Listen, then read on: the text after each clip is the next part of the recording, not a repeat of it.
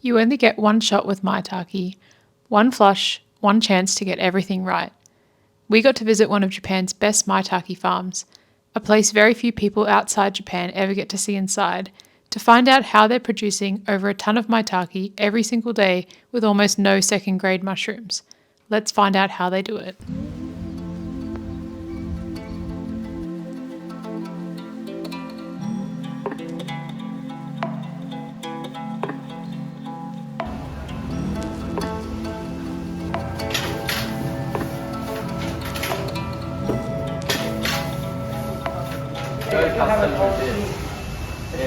You need to come back to Australia just to test the custom. So we're up in the mountains of Japan today, and we're at Miyogi Mushroom Farm. And this mushroom farm specializes in shiitake, but also maitake. And it's interesting here because what they are doing is taking spent shiitake logs and grinding them up into a sawdust and using that as part of the substrate for maitake.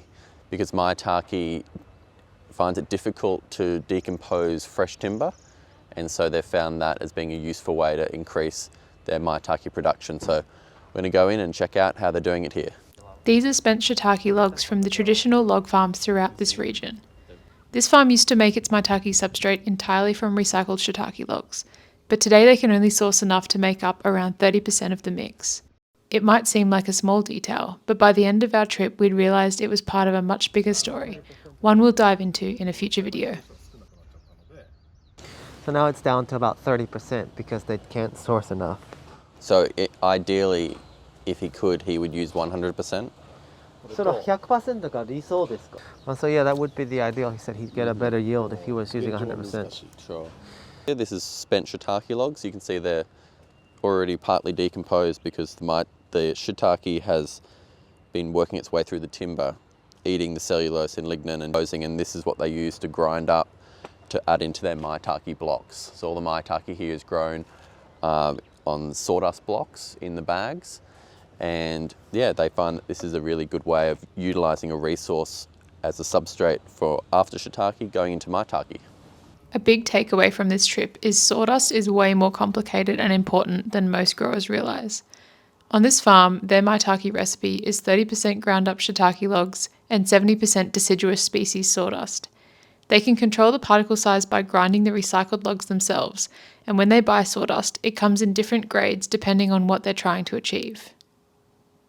The shiitake that they grow on these blocks, could they use this spent material to grow maitake on also? So he has tried it before, he said. Sure. And he found up to about a block substrate, maybe up to 20% spent the shiitake substrate he could do without harming yields. But he found he had other issues with it. The pH management was very difficult, and like inside the autoclave and around the farm, it had a very, very unpleasant smell. Oh, okay. This is dried beer lees, the leftover spent grain from beer production. Japan has a huge beer industry, and this byproduct is dried and sold as a nutrient supplement for mushroom farms. Where we might use wheat bran, this farm uses beer lees in their maitake recipe. So Australian brewers, if you're watching this, call your local mushroom farmer. We would absolutely use this stuff, especially if you dry it out for us first. トウモロコシですか?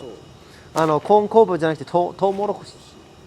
Oh, for the shiitake he uses wheat bran and ground corn. Sure. So you have to like staple the maitake into a certain shape to provide an air bubble pinning space to make the pinning on the top of the bag. Sure. And you have to do it in a certain shape to get the best result. So it's like you have to, after the bag is sealed and the spawn, you have to fold and like staple a certain way. This is basically origami for mushroom growing. The bags are specially folded and stapled to create a small air pocket beneath the filter patch. That pocket helps control where the pin set forms, encouraging the maitake to develop into one dense, consistent cluster. The maitake complete their entire fruiting cycle in this room. Over the next 10 to 14 days, the blocks slowly make their way from one end of the room to the other as they mature. As they move along the room, the light gradually increases. Maitake demand much higher light levels than most cultivated mushrooms, and getting it right is essential to developing the dense fronds and rich colour growers are aiming for. The UV lighting also helps increase the mushroom's natural vitamin D content before harvest. So you can see they've cut the tops of the bags off here, and it's forcing the fronds of the maitakes to come out of this space. And they're getting around 600 grams on a 2.5 kilo block. And they've got a very specialty set up here. They're doing around 1 tonne of fresh maitake per day, which sounds like a lot of maitake, but the biggest farms in Japan are doing around 30 tonnes per day.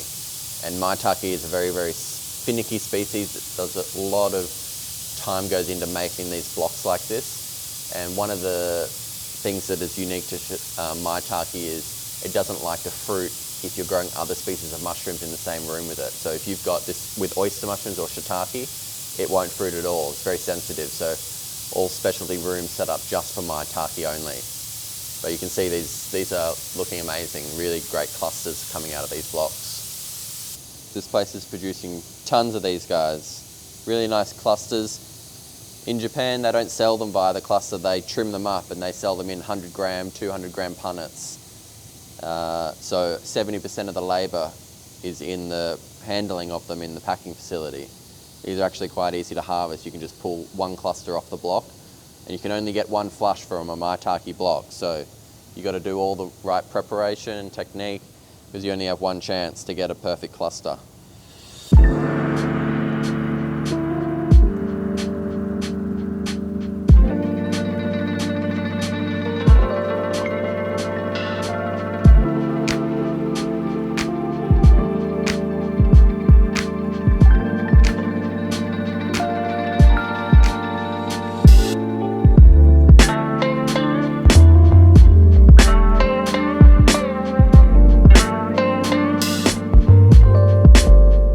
We could have spent all day in this fruiting room, looking at these funny little alien mushrooms. About a 600 gram cluster.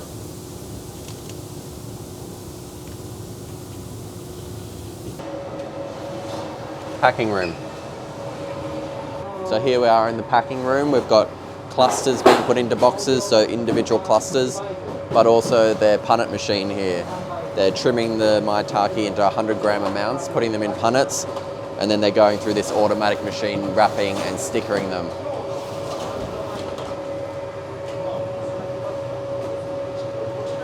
It seems like such a shame to break up these perfect maitake clusters into little packs wrapped in plastic, but unfortunately what the supermarket wants, the supermarket gets.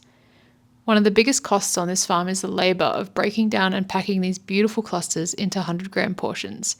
If they could just sell the majority whole, it would dramatically reduce costs. Like many growers we met around the world, the hardest part isn't growing an incredible mushroom, it's earning a fair return for it. How much is that machine? We like that machine. So this machine over here is where you put on your spent blocks, and they go up here, and this machine strips the plastic off. The plastic comes out here, and then it travels up the conveyor into a big pile of sawdust here, and they sell that to farmers.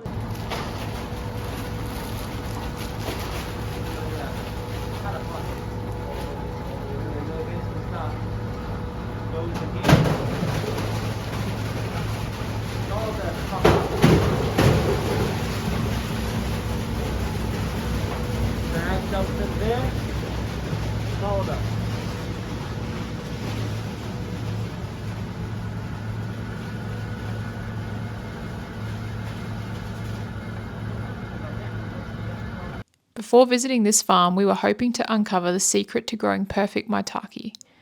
What we realised is there isn't one. It's 100 small things done really well. The right sawdust, the right supplements, the right lighting, even the way they fold the bags to control where the mushrooms grow. On their own, they're just small details, but together they're what make all the difference. And perhaps that's the lesson we'll take home from this farm. Next time, we're visiting 2 bottle farms that have been passed down through generations, but have taken completely different paths. One has stayed small, constantly finding clever ways to do more with less. The other has embraced automation on a scale we've never seen before.